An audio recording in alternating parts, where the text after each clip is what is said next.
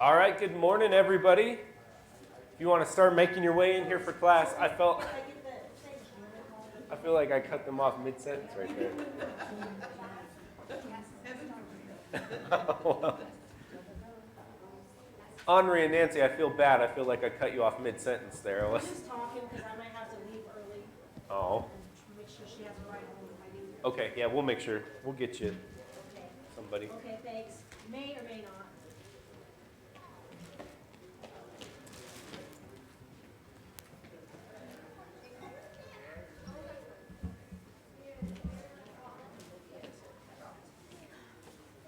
Okay. Yeah. Let me turn it around. I forgot to showcase our sponsor last week, Holiday Inn. We're very thankful for their coffee sponsorship and their cups. You can thank Bryce and Shannon for that. All right, so last week I had you write your name down on a piece of paper if you had completed this week's reading. And I just want to clarify, you didn't have to do it. You could have done it all last night.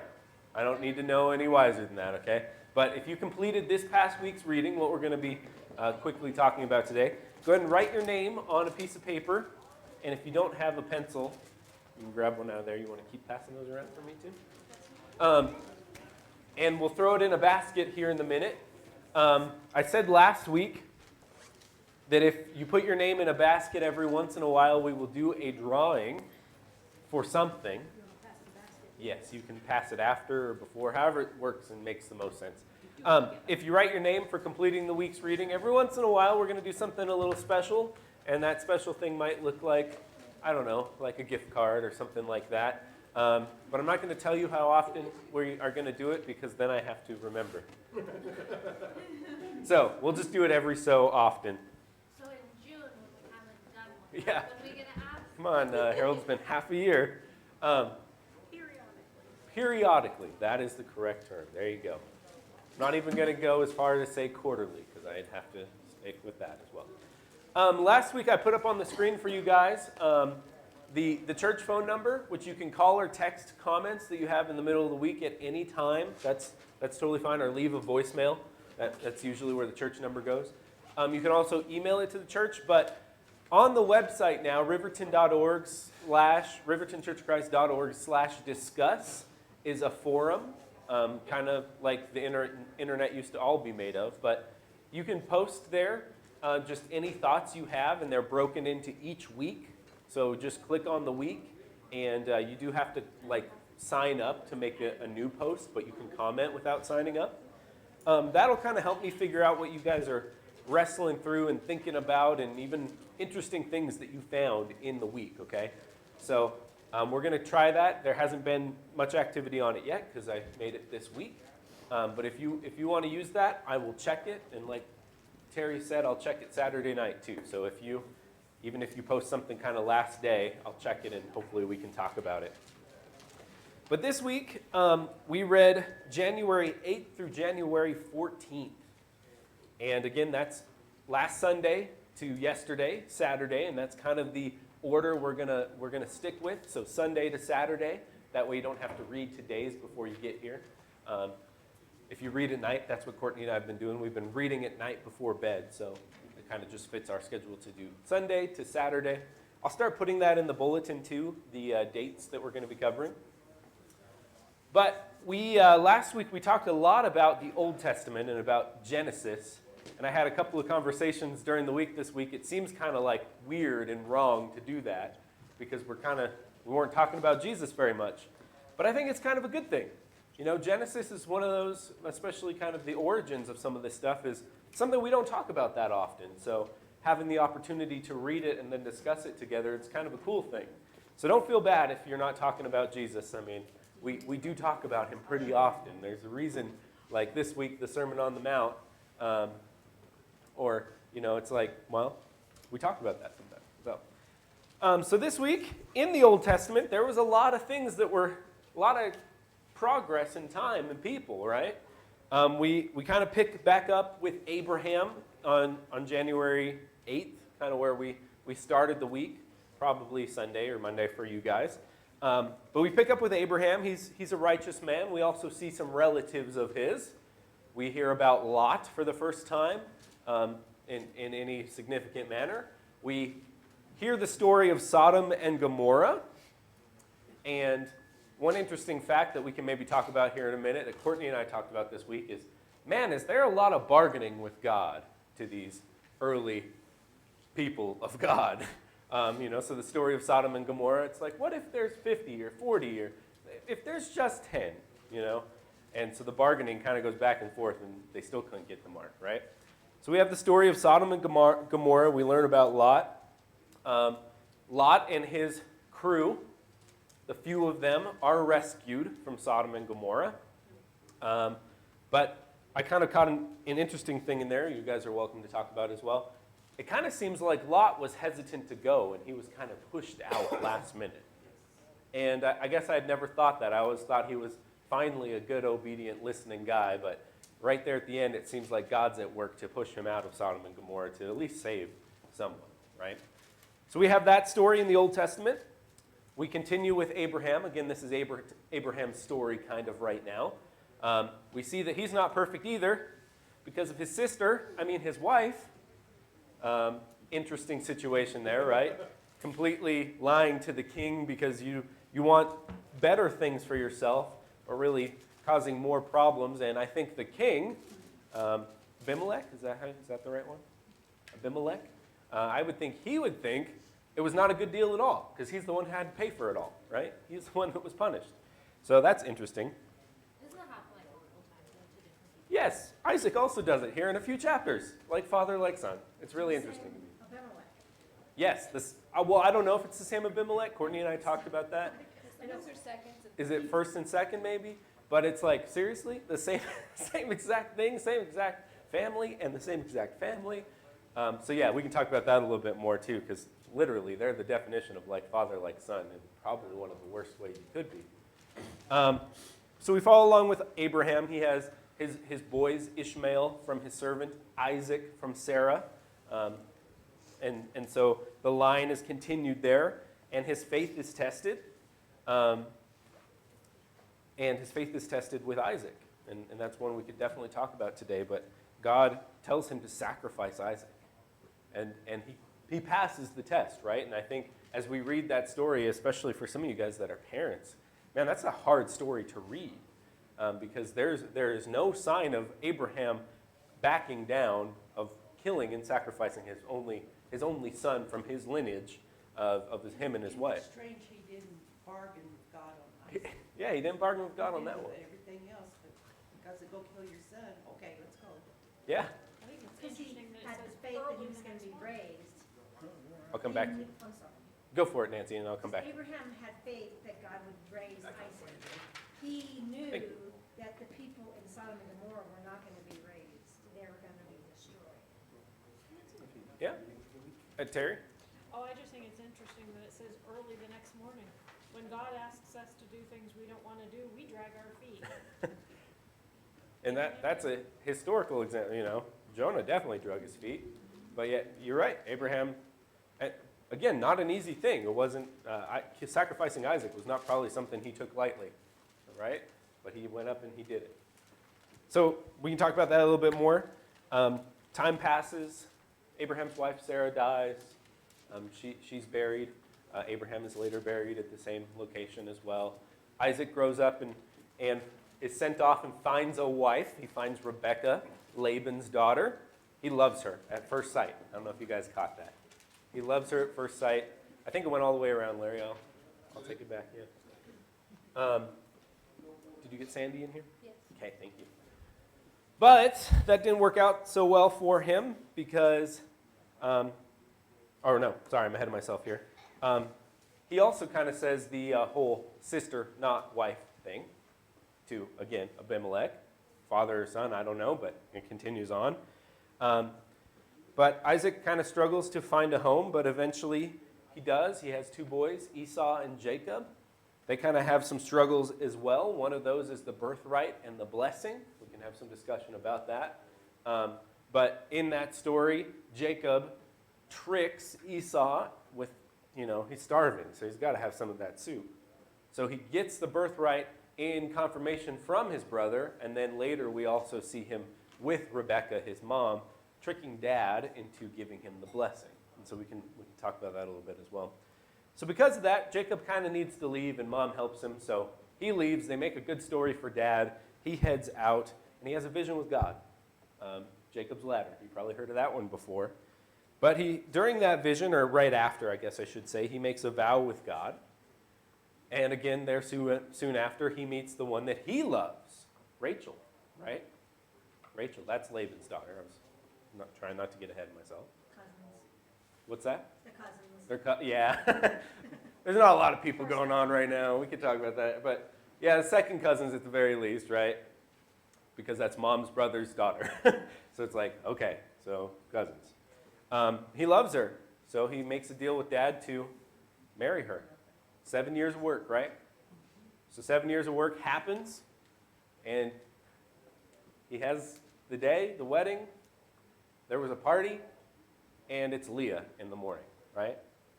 So he's not exactly happy about that, but Laban's got a good point. The firstborn gets married off first, the oldest daughter. So he gets Rachel, but he has to work another 7 years, right? Yes? I read this, and I noticed something, that he only had to wait a week Yeah. to get Rachel as a wife. Yes. So because I made the assumption, I was always thinking to myself that he waited 7 years to make it, but no, he had to wait a week. Then he was able to have Rachel as a wife, but he had to give him another 7 years, but he actually gave him another 13 years, but Yeah. anyways. I had made that assumption too, and I don't know if it's just kind of how the story gets made in your mind because you're like 7 years, but yeah. So he marries Leah. He wakes up in the morning next to her, realizes it's not Rachel, and his father-in-law says, "Well, you can have Rachel, but you have to work another 7 years." So he has a week of marriage, like that's important, and then he gets Rachel, but he has to continue working for 7 years. Which tells him right then that Laban is not to be trusted. Well, In the story, you hear Laban talking about changing his wages over and over Mhm. again. He cheated him. yeah, but yeah, he's got a long and painful process of learning about his father-in-law, doesn't he? Yeah, Nancy. I just wanted to point something out. Sure. Back at the Lot deal, Mm-hmm. when first he says, I can't go to the caves, so he went to Zor. Then he says, I'm afraid of Zor, I need to go to the caves. But then he ends up in the caves anyways. This is kind of a lesson. If God tells us to go someplace, just go there. But Yeah. Thank you. we read, and it talks about his two daughters having sons. Mm-hmm. And I just found it interesting that the one daughter had Moab. And Moab is the father of the Moabites, where Ruth comes from. Mm-hmm. Yeah. I just wanted to point that out. There's the Moabites where Ruth comes from, Lot. And I think we talked about this a little bit last week. It's easy to kind of just get bogged down by names and generations. You're like, somebody had a kid. Great, now we have to learn about generation. But they're valuable, right? If you're looking at the historical thing, if you're a history person, that is where your history is going to come from, right? Generations and generations, names, places, all that. Yeah? We think that God gives us this information for our benefit. Oh, yeah. And I'd even go to say, for some people's benefit more than others, or different times in life more than others, Yeah. That's hope, Yeah. because we're not Jewish. Right. So the connection there is there for us now, right? Yeah, I like that. It's also a warning.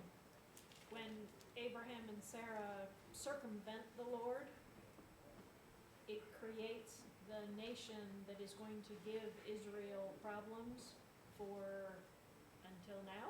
Yep. I mean, it creates the rival nation that they fight against for centuries. And I'll rewind us another bit talking about generations. I thought this was super interesting. Talks about Ishmael and when he leaves, basically, right? It says Ishmael was at war with everybody. That's Harold's Revised Standard, right? He was at war with everybody, and his descendants continue to be at war with everybody for the rest of time. And I was like, wow. That explains even today, probably, right? There is still nations that are just constantly at war. And it's like, huh. Ishmael was the one that started that. So I thought that was kind of interesting. Not a good thing to be sent off with when it's your last really important thing in Scripture. I think, Yeah, sure. just thinking, I kind of feel some sympathy for Ishmael because he was kind of driven out Mhm. but I also find it kind of, where Ishmael and Isaac buried their dad. They did, together. I caught that too. So it's kind of a very strange dynamic. Yes. Yeah, and I understand feeling a little bad for Ishmael, I think, is a fair thing too, because I think from his perspective, like, Abraham's still his dad. He was still like, when Ishmael was born, that was kind of Abraham's plan to do God's promise, but God's like, no, really, I can really do it, you know? And so I can see the tension that's there, you know, especially because Isaac was the one that was loved, you could tell. And for 12 years, Yeah. Ishmael was Abraham's only son. Yeah? Jen? I don't think Abraham ever forsook Ishmael though, because he prays to God that he also gets the blessing. And God honored that. Yeah. Yeah, I think that's a good point too. Yeah. But yeah, you can kind of feel the tension as you read about the brothers. And that is happening with a couple of brothers throughout this section of Scripture, isn't it? Yeah, Esau. Dennis, did you have another comment Yeah, there? we're covering a lot of scripture, you know, Mhm. but back to Lot, I think the New Testament calls him Lot, that righteous man, vexed in his heart because of the sin around him.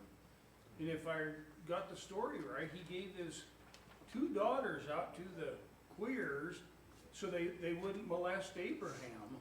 And that's quite a price to pay. And maybe that's why he's called righteous, because he was vexed in his heart by the sin around him. But the reluctance to leave the valley, that part is interesting, but it does call him Lot, that righteous man.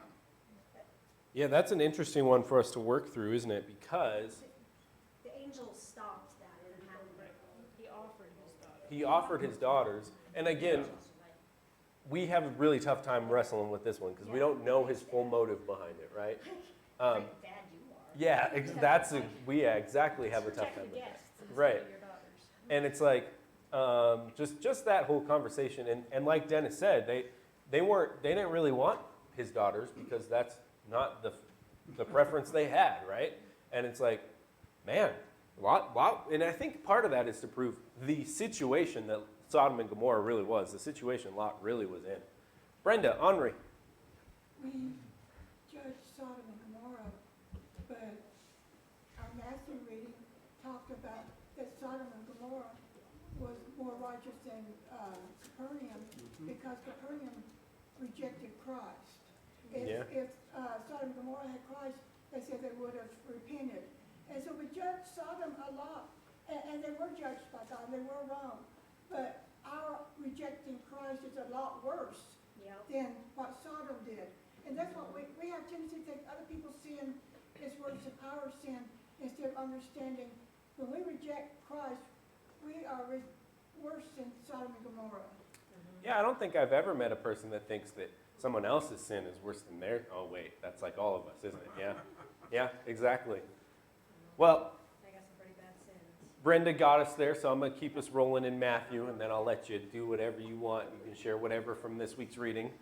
But transitioning into the Matthew, where we've kind of been, we've been following Jesus. I mean, pretty much the whole time, right? Matthew doesn't take a lot of time to talk about the birth like Luke does, or the beginnings. So we've been following Jesus in his ministry. And in day 8, we kind of start off with the Sermon on the Mount, and we kind of follow along with Jesus' teachings, right? So one thing that I noticed is even in these teachings, Jesus is counter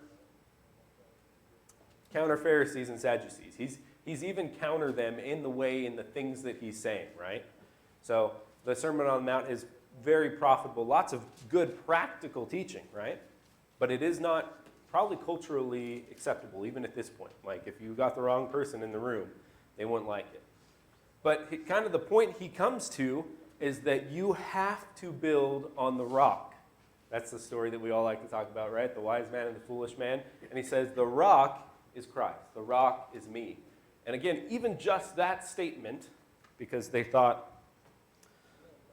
they thought he was blasphemous, even just that statement would be ruffling a lot of feathers, right?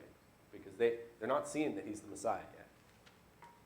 So Jesus, from his teaching, from saying you have to follow me and build on the rock, he puts that to reality, right? And I think we can kind of see followers continuing here. But he continues to teach.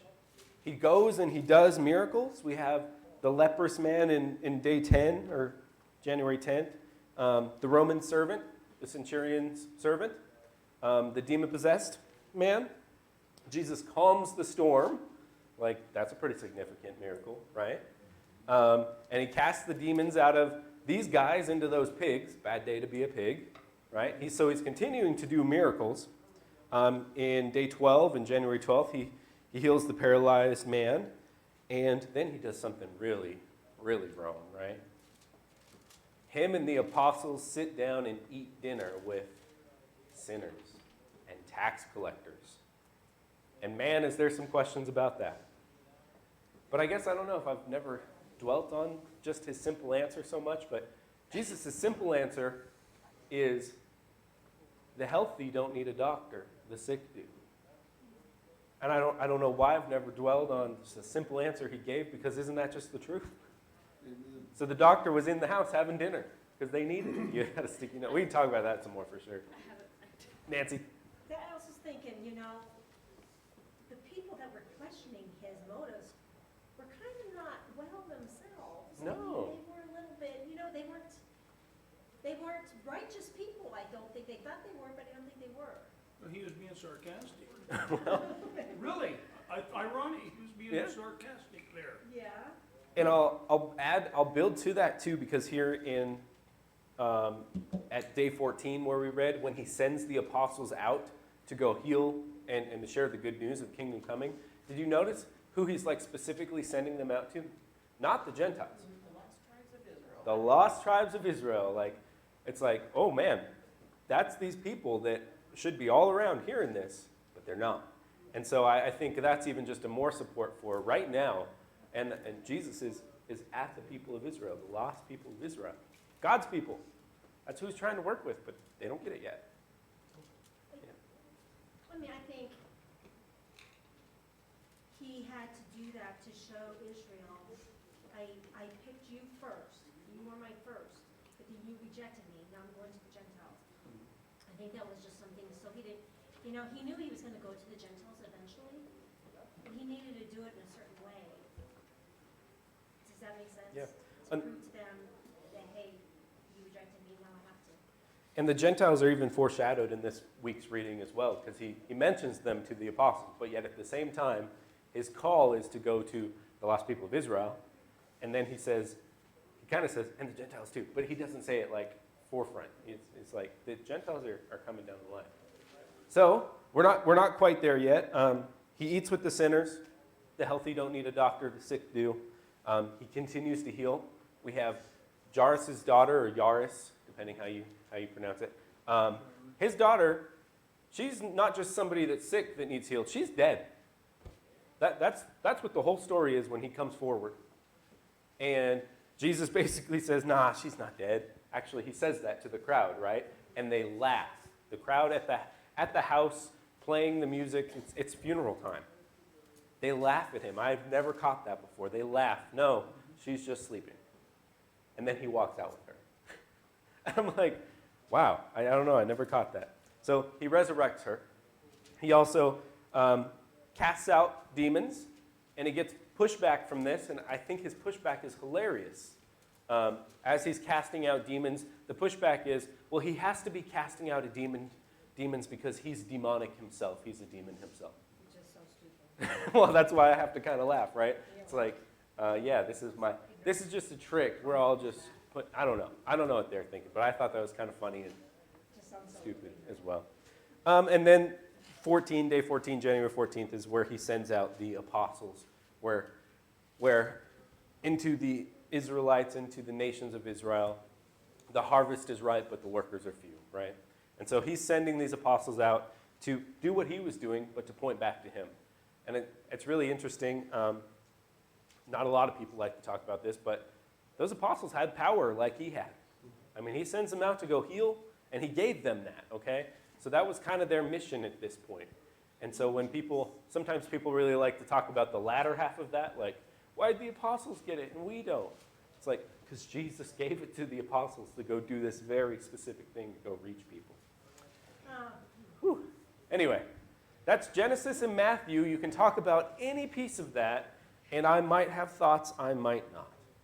Go for it. Nancy and then Kim. Okay. I know, and this has nothing to do with, but you mentioning the laying on of hands. My husband is like, do they lay on the apostolic hands like the Catholics do? And the apostolic laying on hands went down from the apostles all the way down to the Catholic Church and blah, blah, blah. And your church doesn't do that. And I'm like, oh. Well, I don't know how to answer him. Anyways, I'm sorry, I just went off subject, but you just talking about laying on hands just reminded me, it was just harping on me about that yesterday.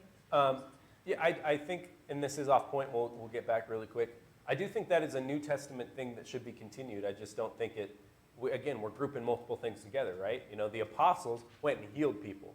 The hand was just the catalyst for that. And we are called to call on the elders of the church if somebody's sick and have them pray over and lay hands on. And that's now a catalyst for God to pray, you know? And so I think we should do that more often. I think sometimes Yeah. it's just a little So weird. then I can answer him, yeah, we do it too. Yeah, we do it too. We're not doing anything But- crazy. So, question on that. Sure. So, this is not what I was gonna say just a second ago, but I guess I don't fully understand this, but didn't the one lady like just even like go to walk up to him, and she didn't even get to like touch him, and he was like, it's your faith that heals you, so therefore, like, you don't necessarily have to have the physical touch, because he just told her, it's your faith that's gonna heal you, and she was good. Yeah, I think that's a great. So we'll talk about that for a second, then you can have your real comment. How about that? One of the stories of healing, right, is the woman who is trying to get to Jesus but doesn't even get to him, right? She just reaches out for him, touches his cloak. And But that's all she wanted to do. that's all she wanted to do. But why did she want to do that? If I only touch his cloak, I will be healed. Because she had the faith, right? She had faith to know that, like Kim's saying here, like, I don't even have to touch him. I can just be there with him, and I will be healed. Now, that's real faith. No doubt about that, right? Sometimes Go we... even farther. I mean, one of the other miracles was if I remember, it was a tax collector that came to him, and he had a servant or a servant's daughter that was ill and not doing well, and Christ healed her remotely. Just said, go back home. She's healed. Yeah, that would, depending on your version, it might call it a Roman, a centurion. Like, there's a couple... he wasn't in the in crowd here. He would have been somebody, and he says, you know, I've got battalions under me, and if I tell them what to do, they do it. And he's like, I get it. So I think you're more powerful than me. Just heal my daughter. And Jesus says, wow, that's faith right there. She's healed. Right? And again, that's the paraphrase version, right? You want to hold on for a second, Kim? All right, we'll go to Mr. Greg. Thank you. Also, when the disciples were coming into the temple, the people that needed healed would be on the side and say, even if their shadow was cast across them, their faith that they would be healed. So they didn't even get touched. Just the shadow, their faith, they would be Yeah, healed. and they were healed every one. And there was no laying on the hands of I think any that was form. Peter, wasn't it? Yes, it was. Yep. Well, I think it was Peter and John both, wasn't it? Well, I was going to say, at the gate, we have Peter and John. I don't know. I'd have to check the stories. He exactly. might be they just talking got about out of something jail. later in Acts. Yeah, I was going to say, That's we're in not Acts. quite there completely yet. Oh. Today. My bad. You're good. That's okay. We've been watching The Chosen now, too, and so now I'm like, wait, where are we at? I'm very confused. There's lots of stories going on in my Are brain. you in the part 3, the newest one? No, we're almost done with part 1. That's not here nor there. Yeah. All right, Courtney, did you have something? Quick. This isn't exactly sourced directly from the Bible, but I think we should consider also the purpose of miracles. Why was Jesus doing miracles? Well, he loved people, yes. But also, I mean, it was to prove his deity. It was to prove he was God on earth. In fact, it actually says that, and what we had read in Matthew was to fulfill the prophets, right? Doesn't he tell people, like, don't tell anyone, but yet they still went and told everyone? 'Cause they're Right. like, Yes. we have to tell everyone. We super laughed at that too, like, you're healed, don't tell anyone. They ran away telling everyone. It's like exactly the opposite of what he told them. I couldn't hear what, Courtney said. She was saying the purpose of Jesus' miracles was to prove that he was God, to prove his deity, and to fulfill the prophecy too. I think that all works together. That's like the same tumbling together. And I think that's absolutely right. All right, Kim, I'll let you have your thing now, and then I'm sure I'll get a couple more. I was gonna say, well, I had tons in this. All right. When, so, when Isaac goes to his dad and gets the blessing and like, where's the sheep? Jacob. Or Jacob. Yeah, it's okay. I did that already once today too. Go for it. Wrong person. He's doing what his mother told him to do. Like he's not doing it in like bad intentions. He's just like his mom's like, you need to do this. So he's like, okay, let me do this. And then that's the same reason that he goes to her brother's house. I mean, yes, he does end up falling in love with Rachel there, but it's like, I'm just doing what mommy told me to do. So therefore, I don't think he was doing it wrongly. Like she, on the other hand, was like, she was. All the women are bad in the Bible. Manipulative and betrayal. There's a lot of deceit and treacherous actions within the Old Testament there. Yeah. but- We see that, but we also see that Jacob was the one that God loved, and we see this, and it seems so deceitful, it seems so deceptive, but you don't ever talk about it, that it was doing it wrong, or it was like it was okay, it's kind of confusing. It is kind of. Courtney and Jen, and then we'll see if I have any more comments to have. Well, we can come back to this. Sure. I have a question for everybody, because I don't know if the blessing and the birthright are different. And part of me is like, well, he rightfully obtained the birthright. Was that blessing? Did he have to kind of trick his way into that? Because he rightfully, It's two different things. And So- also, too, I want to give a little love and sympathy for our Old Testament buds, because this is like their whole life. It's 100 years, but we get one snapshot. Yeah, And, we, like, we think get the about juicy me. stuff. What story would God tell about me when Courtney did this and did that behind her friend's back or whatever? You know, it's like, Yeah, we get the good stuff, right? Yeah, All right. like I did a lot of good things too. I got to go to Jen first. Jen had her hand up with the Well, I was symptoms. gonna say that when Rebecca was pregnant with him, God prophesied that the younger would be over the firstborn. So I mean, it was to fulfill prophecy there too, that Jacob did get the birthright. Yeah. Yeah. And on to Nancy's comment here, and you might have a little more.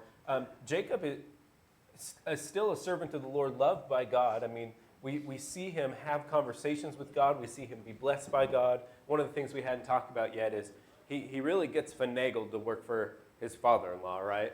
I mean, 7 years and then 7 more years, and it changes his wages, and finally he makes a deal like, all right, I'll take the bottom of the barrel, give me the spotted sheep as my wage. And so he gets the spotted sheep, but God starts doing a crazy thing, making most of the sheep spotted, right? And so then Laban's like, no, you need the striped sheep. And then God does a crazy thing and makes most of the sheep that are coming out striped. And so, like, no matter what adversity that Jacob is facing, God is with him. And he's serving God, and he's not perfect, as we see a couple of things where we have to kind of wonder. But again, the human element's pretty powerful there too. But God and Jacob have a thing. They're working together. Did you have more there, I Nancy? have a lot of stuff. Okay, like you and Kimball. Jen said that, it was like, yeah, God told Rebecca, kind of left Isaac completely out of that knowledge. Mhm. That Rebecca about Jacob, and then I was thinking, because I was reading about the birthright and the blessing too, and I was confused, like, okay, so, Esau sold his birthright for, Bull lentil stew. stew, but then the blessing, but I think, so I'm reading, I'm thinking, okay, this is what I'm thinking, the birthright is, the firstborn usually gets, like, a majority of the inheritance. Mhm. That's their birthright, but that was given to Jacob. The blessing, I think, when I was reading this, and I think is the blessing from Abraham to Isaac is that the Messiah is going to come through your lineage, and I think that what the blessing is, then the Messiah is going to come through Jacob's lineage, not Esau's. And we also see in here where Esau was Canaanite women as wives. Then he realized he didn't like them. Just to annoy his dad and his mother. Yeah. Also, He wasn't obedient. how many times were you counting how many times Esau was married? Like, he's been married at least a couple of times by the point that Jacob finds Rebecca, right? And it's like, at least, yeah, 3, right? So, anyway. Mine's Rachel. So, yes. Rachel, not his mom. Sorry. Again, names. I knew this was going to be a problem at some point. So, Courtney and I talked about this too, and I'm not sure. But I like kind of your point that you're making there, Nancy, of the birthright is more like the physical inheritance, and the blessing is more like the emotional blessings. Like maybe that's why it's called the blessing. And yeah, I had always thought that they were one and the same. Courtney's the one that challenged me and said that she thinks they're 2 different things. And so that makes sense why there's 2 different events. Yeah, Rather I was than confused just, too, like, why do you have to get it? already has the Yeah. whatever, the birthright, and now he's taking the blessing, so they must be different. Terry? If you go back to, we're talking about some of the lying and cheating here. Abraham has his wife tell half-truths. Yes. She is kind of his half-sister, but she allows herself to be taken into harems of kings, not knowing what's gonna happen, Mhm. to protect her husband. And in the New Testament, she is commended for obeying her husband. There's some weird, it's like, what exactly, my husband tells me to go rob a store, am I supposed to do that? I mean, because she lies. Yeah. So this is the weirdest thing to me. I don't have an answer for you. I think Oh, no. JD and I were talking about it on like Wednesday. Who gets in trouble for that whole mostly lying, she's my sister thing? The king does, right? And like, he's terrified. He's like, how much can I pay you? How can I bless you? How can you get out of here? I don't want to be killed by God. And so he pays for what we would probably classify as the sin of Abraham and Sarah, right? And then the same exact thing with his son Isaac happens. I mean, like father, like son, he lies about Rebecca this time. I got the name right.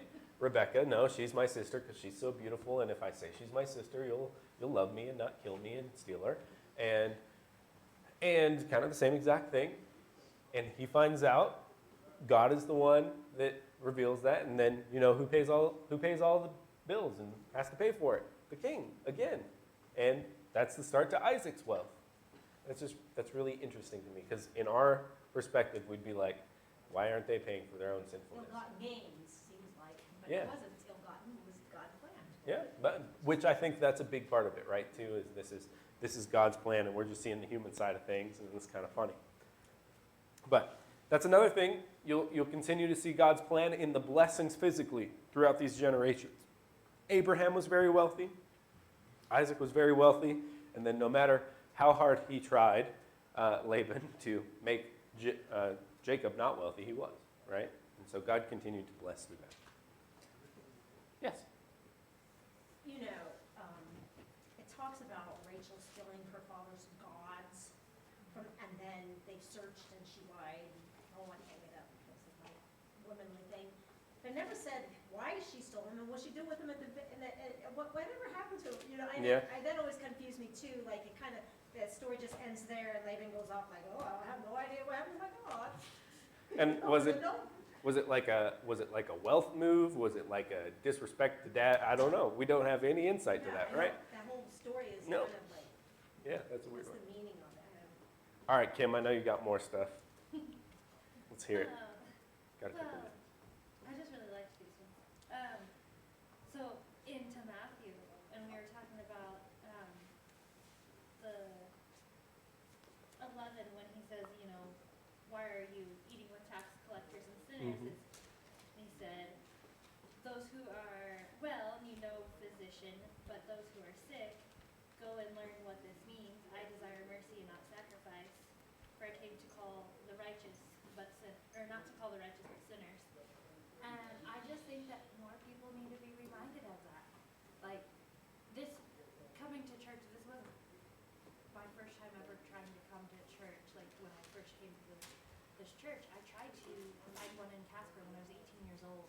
But it was like, because because I didn't grow up in the church, I didn't know anything about it, like, they kind of were like, oh, ew, you're an outsider, like, you know, and I wasn't welcomed, and like, I just think that more and more people need to be reminded of that, is just because of the fact that, like, they are not followers, they're not Christians, they don't know anything, like, I'm learning, but I still don't really know anything, like, we just need that plaster.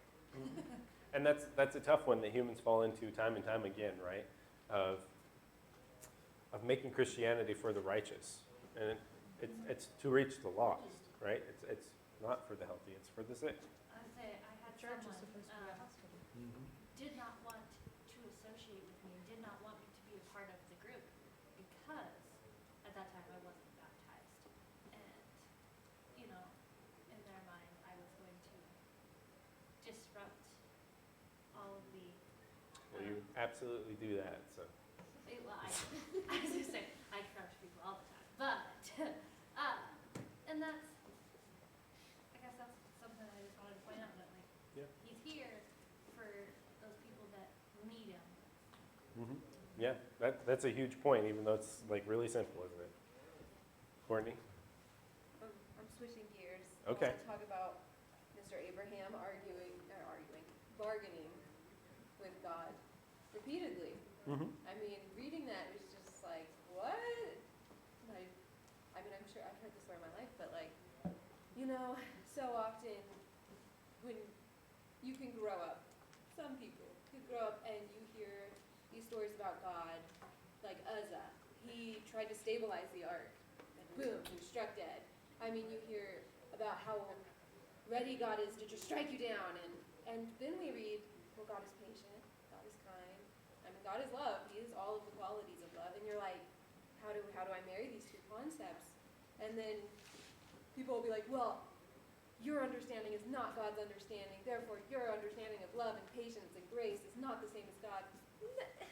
But we have the idea, and those circumstances that people love to go back to. They love to go back to Uzzah, the people who offered strange fire, things like that, and be so harsh and say, this is how God always is. Instead of, I mean, literally, those are outliers. Those are outlying situations.